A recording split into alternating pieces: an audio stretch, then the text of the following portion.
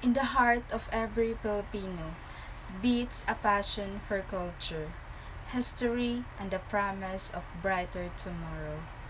Today, we delve into the deeps of Philippine pride and the spirit of the youth through the timeless art of poetry.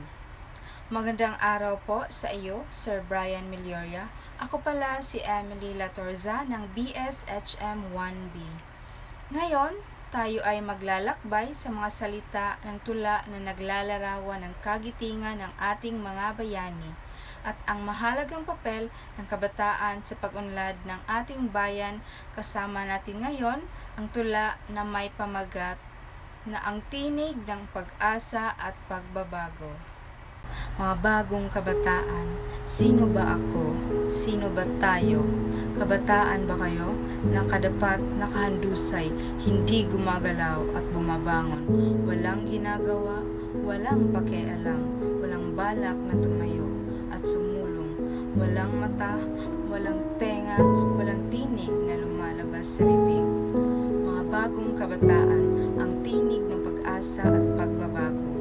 Walang panindigan, isang basura, basura sa bansa, tinatapon, inaapakan, inaapi, iyan ang basura, at ang kabata ay busabos, nakayuko, ang kabata ay lumulubog, ng lumulubog, ng lumulubog, natutulog, natutulog, gisingin mo ang natutulog mong kaluluwa, pwede pang bumangon, pwede pang lumaban, pwede pang magbago, katulad ng ating mga ninuno.